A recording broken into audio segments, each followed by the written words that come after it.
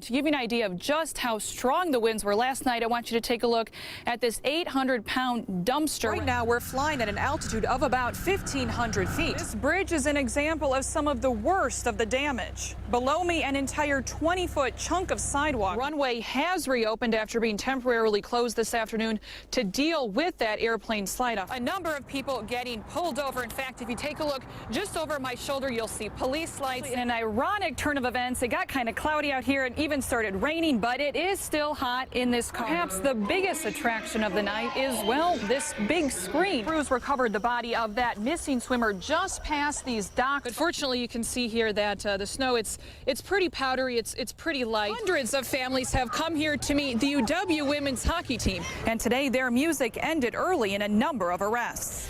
First tonight and only on NBC 15, another Meritor employee has come forward saying she was harassed by a nurse's aide who is now charged in a sexual assault case. As we first reported last week, Ombeni Polangyo faces 1 count of second-degree sexual assault for allegedly raping a female coworker at his home in August of 2013.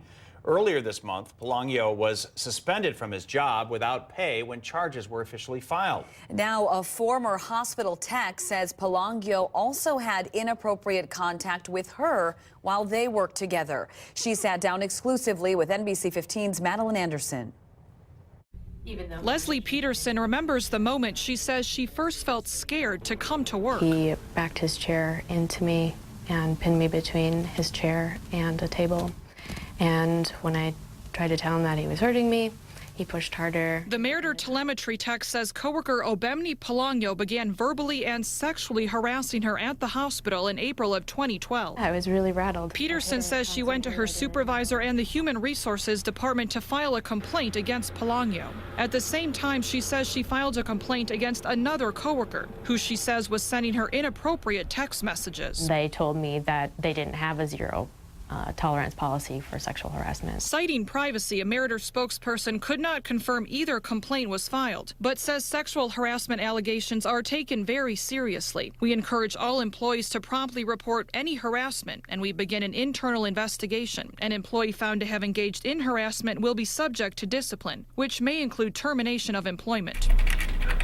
In emails, the Director of Employee Relations explained to Peterson management had spoken to Polangyo about his contact with her, but couldn't guarantee she and Polangyo would not be scheduled on the same shifts in the future. I ended up quitting my job to get away. He had actually said, even when I had given my notice, that he would follow me and he would find me. 2 years later, Peterson says she's relieved Polangyo never contacted her again, but is angry to learn Polangyo's behavior may have escalated. A Meritor hospital employee faces second-degree sexual assault charges. The alleged sexual assault occurred last August, but up until last week, the suspect was still working at Meritor as a nurse's aide. I feel as though if he would have been held accountable for his actions before, then this never would have happened. Now she wants the company to change its sexual harassment policy to zero tolerance. I'm coming forward because I think that these women need support, because I didn't have any support. It's just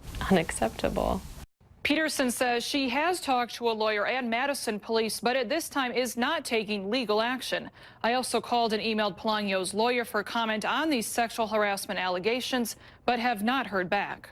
This week, a political controversy broke out between Madison's mayor and the Dane County executive. At issue, the 911 center and emergency response times. And while that debate is ongoing, another factor is slowing down emergency responders. But there's no debate about this one. NBC 15's Madeline Anderson found you could actually be part of the problem. In an emergency, every second counts. Madison firefighters and EMS aim to get out the door in under a minute.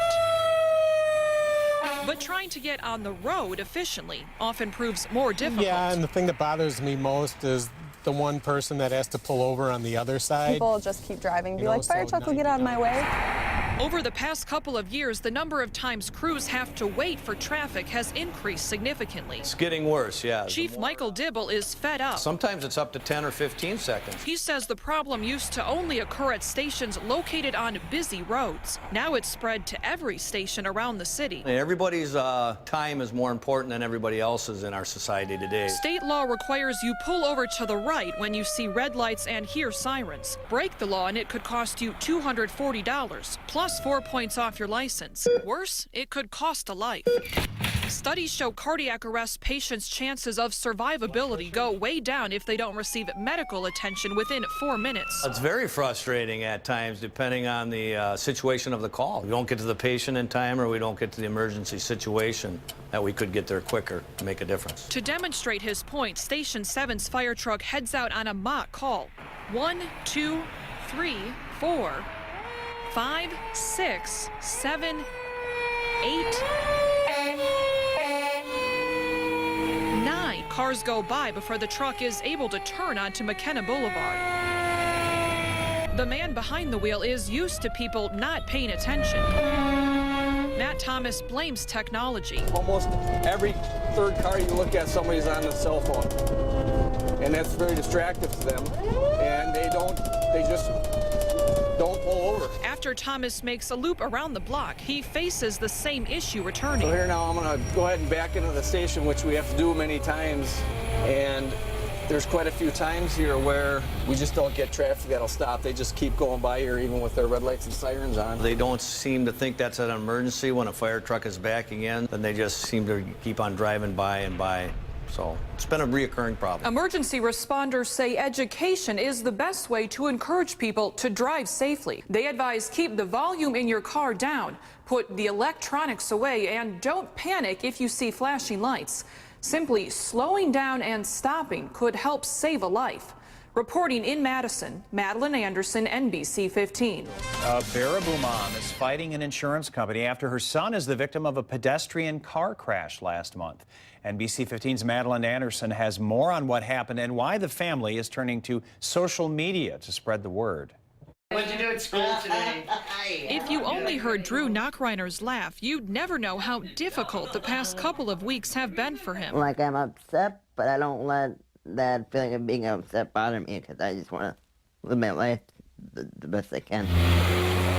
Drew says he was crossing the street here at the intersection of East and 2nd when a car hit him. I was kind of in shock, like, what happened, you know, because I kind of blacked out, and then I kind of woke up and I was like, oh my God, I got hit by a car. Even though the 16-year-old wasn't hurt, the crash left him unable to move around on his own. You see, Drew has cerebral palsy, a disorder that makes it so he can't walk and limits his strength throughout the rest of his body. Drew relies on his power wheelchair to be his arms and legs. Unfortunately, this is what the chair looks like now. His life is completely different without his power chair. I can't even eat dinner the correct way because everybody has to. I have to have my food in my lap and balance on my lap, but if you can imagine that, that's pretty challenging. Drew's mom, Stephanie, says the driver takes full responsibility for what happened, but his insurance company, Geico, won't pay the $25,000 needed to replace the wheelchair. I got an email right away saying that they weren't going to be able to cover his wheelchair because it was under property damage and the man was underinsured. The problem is that it's not property, it's not a motorcycle, it's not a home, it's Drew's wheelchair. It's how Drew, it's part of Drew. Geico didn't offer any details about its policy, but said in a statement today, quote, "We're actively working to resolve the matter." In the meantime, the Baraboo community is rallying behind the family. Friends have started a website where people can go to donate money and posted a video on YouTube that's already received more than 30,000 views. People have been calling me already, asking me how they can help. People are so generous. Reporting in Baraboo, Madeline Anderson, NBC 15. And for more information on how you can help Drew, just head to NBC15.com and click on this story.